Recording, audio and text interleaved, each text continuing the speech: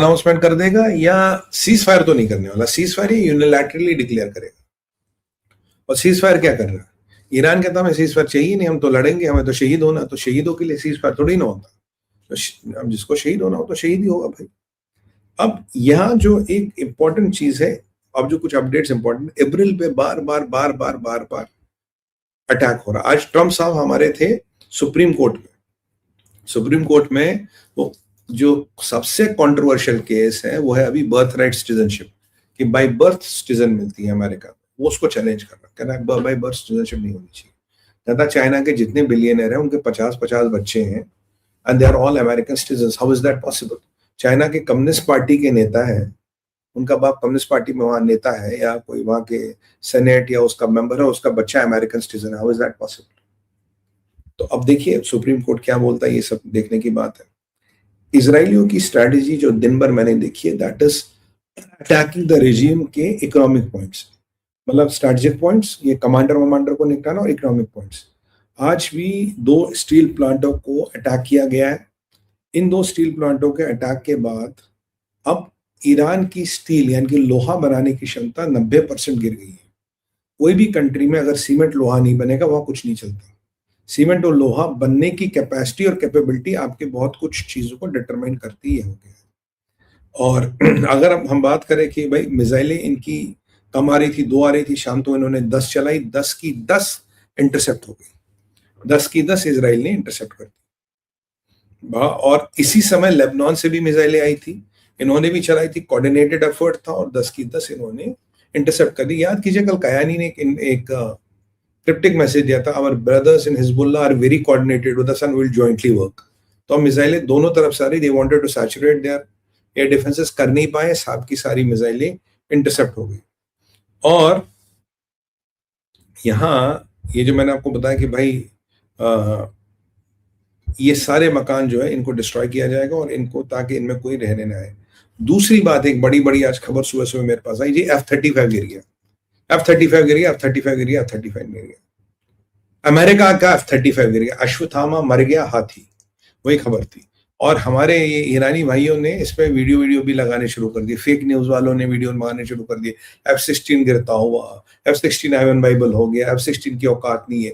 पीछे हमारे कुछ धुरंधरों ने भी वो वीडियो लगाए थे कि F-16 गिरता हुआ, F-16 is not viable, crack कर दिया F-16 को, F-16 फूट गया, F-16 अब खड़ेगा, F-35 जी हो गया, sorry F-16 F-35, sorry my slip of tongue, F-35 जी क्रैक हो गया, F-35 गिर गया, हमने उसका ट्रांसपॉन्डर हैक कर दिया, हमने ये कर दिया, हमने वो कर दिया, all you know that Ali Baba चालीसोर की अलिफ लैला वाली कहानियां, चंदा मामा वाली कहानियां, कि अब तो ईरानियों ने F-35 को हिट कर दिया, अब तो बस सारे F-35 गिरा देंगे।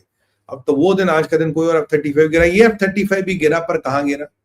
ये गिरा, I think they have this range somewhere in Nevada में टेस्ट और ट्रेनिंग रेंज है, वहां ड्यूरिंग टेस्ट और ट्रेनिंग फ्लाइट एक F-35 गिरा है।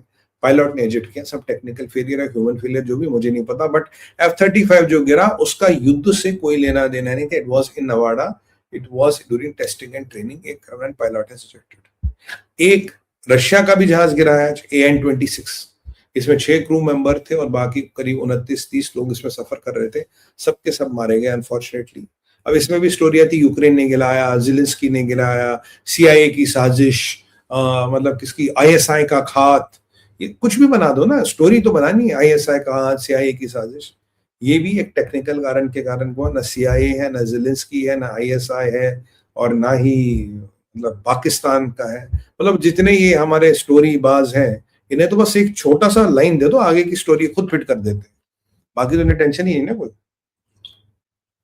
F-35 का ट्रांसपॉन्डर हैक कर देते हैं, सॉफ्टवेयर हैक कर देते हैं, कुछ भी कर सकते हैं। मतलब इतनी कैपेबिलिटीज है कि किसका गन कहाँ इंटीग्रेटेड है नहीं ये भी पता, किसका गन इंटीग्रेटेड नहीं होगा। और ये जो इतनी मिसाइलें ईरान ने चलाई और इतनी मिसाइलें आज तक इंटरसेप्ट हुई, अमेरिका को कुछ नहीं बिगाड़ पाई। ये अमेरिकन बड़े निकम्मे, ये हार रहे हैं, इनको पता ही नहीं करना क्या, इनका ये गन इसमें इंटीग्रेटेड नहीं, इसलिए अमेरिका हार गया। वही वाली बात थी ना, मोदी जी म्युनिसिपैलिटी का चुनाव हार गया भाजपा, इसलिए अब ये पार्षद में जाएगा, पार्षद में हारेगा, फिर MLA हारेगा, फिर MP आएगा, then it will be a pan India phenomena, it will, BJP will fall like house of cards. वैसी हसरतें अभी भी लोगों के दिल में है कि जी ये हो गया जी, वो हो गया जी, हमने ये कर दिया जी, हमने ये कर दिया, F-35 बना। रिजीम चेंज को लेके मैंने आपको बता दिया, ट्वीट दिखा दिया, किसी ना किसी से बात हो रही है।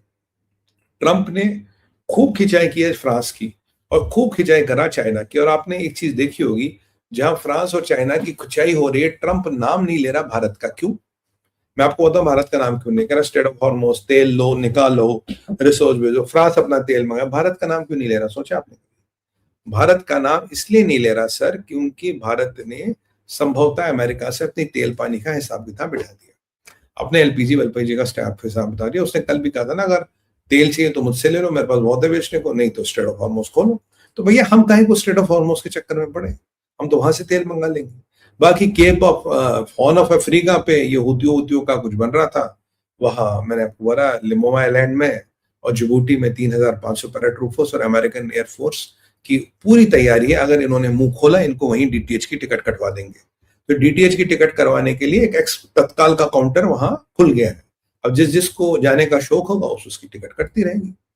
और ये मुस्लिम नेटो वाले, हमारे मुस्लिम कॉर्ड वाले, ये बेचारे बड़े परेशान घूम रहे हैं। मतलब ऐसे था सर मुंडवाते होने पड़ गए। मैंने कहा था पाकिस्तान और इन तुर्कियों वाले के चक्कर में पड़ो, खलीफा के चक्कर में पड़ो भैया, ऐसी तैसी होगी, समझ नहीं रहे।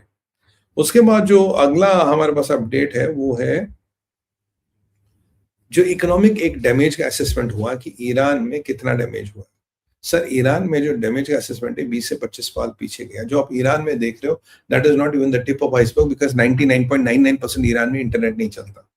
जितना चलता, जिसका चलता, जहां कहीं चलता है, तो उसमें आप you can see the extent of damage. जब इंटरनेट खुलेगा you can see Iran has been shattered. 25 साल पीछे, और मिडिल ईस्ट आपका 10 से 15 साल पीछे गया। और ट्रंप अभी मांग रहा आपसे 3 हफ्ते और, यानी कि 1 महीने और ठुकाई होगी। 1 महीने में 25 साल और मिडिल ईस्ट 15 साल।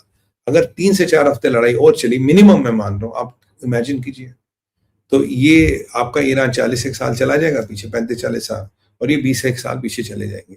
और हो सकता है, और तब तक क्या होगा आपने एक पॉइंट नहीं सोचा होगा। देखिए, तेल के खेल में आपको 2 महीने का विंडो चाहिए होता है। बोलोगे सुमित भाई ये तेल का खेल क्या है, इसमें 2 महीने का विंडो का प्रावधान क्या? मैं आपको बताता हूँ। देखिए, इंडिया के पास 45 से 60 दिन का ऑयल रिजर्व है, ठीक है।